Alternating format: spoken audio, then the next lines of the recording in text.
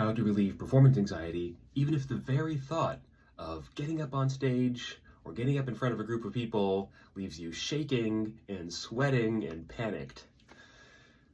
All right, so today I'm going to share with you 3 very powerful reframes, 3 different methods for changing how you think about performance, changing how you think about yourself and how you relate to your body, so that you can get up in front of people and do challenging things and not be so afraid. You can be confident and at ease. This really is possible, even if you suffered from performance anxiety for a really long time, even if you're already taking things like beta blockers, or even if you try to avoid getting up in front of people at all costs. You really can turn this around. And these 3 reframes are a big part of what's going to help you do that. So before we get into that, my name is Joseph Arnold. I'm a violinist, Alexander technique teacher, and director of the Soulforce Arts Institute. And if you enjoy this kind of content, please do like and subscribe to this channel. I'll have lots more coming at you. So in essence, my whole message here with Soulforce Arts is that many of the creative challenges that you might face in your life are really a sign of disconnection from what I call soul force, the transformative, creative energy that is inherent to who you are. And these 3 methods are going to help you get in touch with that soul force. And when you're in touch with that soul force, when you're channeling your soul force, performance anxiety becomes irrelevant. It's just not a concern anymore, because you're in touch with something deeper. All right, so here's the first method, the first reframe for transforming performance anxiety. So I'll tell you a story about this.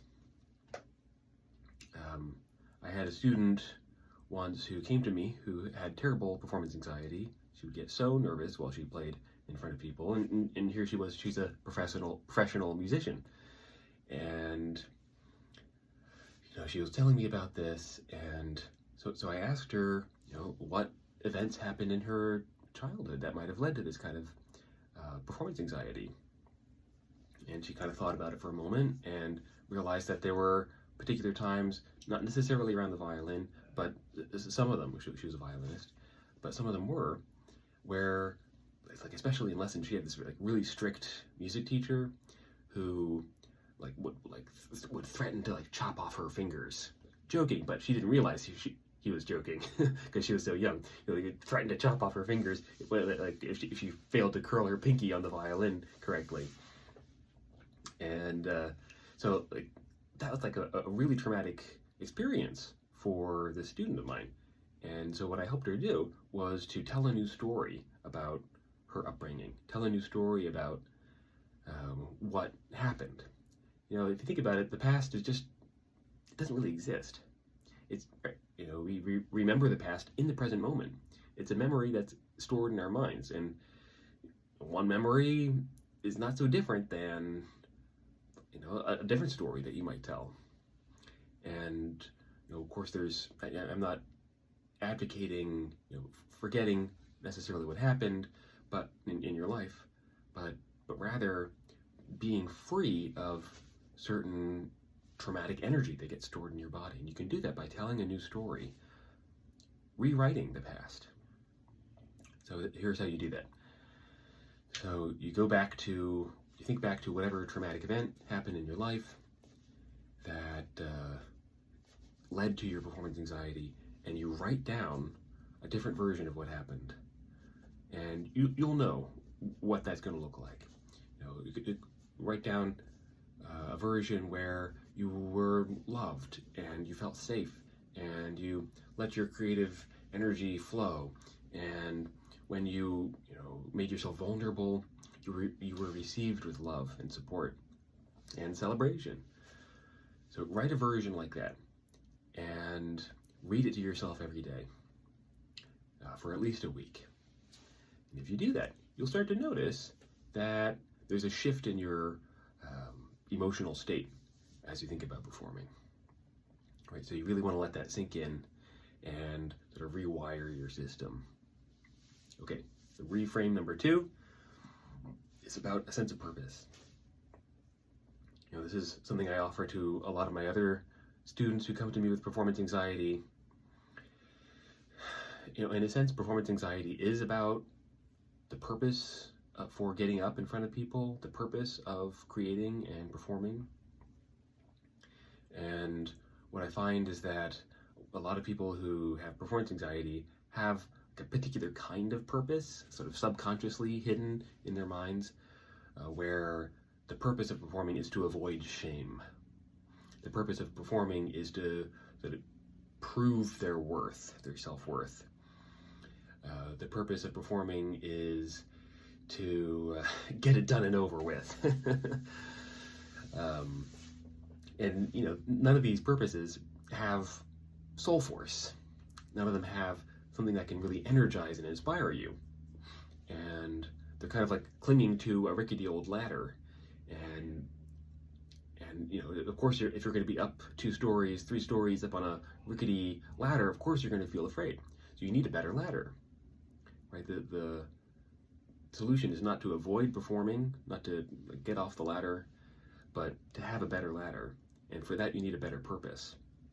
So you can think about what drew you to the arts, what drew you to speaking, what drew you to whatever it is that you do in front of people in the first place. What do you love about this? What inspires you about this? Get serious about this question. This is so important. What's your deeper purpose? What do you serve in life with your creativity? And you write this down, and it might take a while for you to discover what's really under there. What's the transformation in the world that's yours to create through being up on stage? Once you get in touch with that, then everything becomes so much easier. Sure, you might still have some performance anxiety, but it'll be more like excitement, because you're going to be moving towards something that you really care about, as opposed to avoiding fear and shame. Okay, number 3 is the calming breath. So performance anxiety, of course, has a mental aspect, like the story, and an emotional aspect, like the feelings in your body, but it also has a very physiological aspect. So a certain part of your nervous system, your autonomic nervous system, gets heightened, and that's the whole fight, flight, freeze, or fawn response.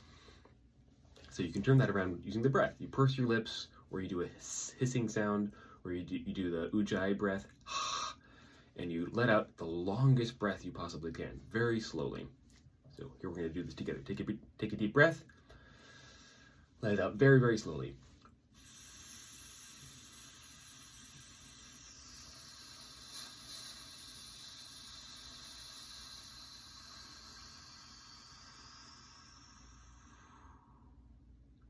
I'd recommend doing it a few times, but you might notice even with just that once, your body feels more calm, more at ease. So there's like a right? So you do this in your practice sessions. You do this just thinking about performing. You do this before you go out on stage. You do it while you're out on stage. All right? And if you get really good at this, you can do it in a way where nobody will really be able to tell if you're doing it.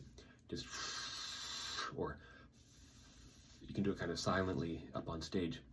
And this will help really ground you, help your body stay calm as you meet your purpose up on stage, doing sharing your creative gifts.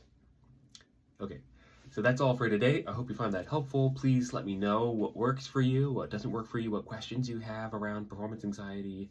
I'm very happy to make more videos on this topic and other creative challenges. Just let me know what's up.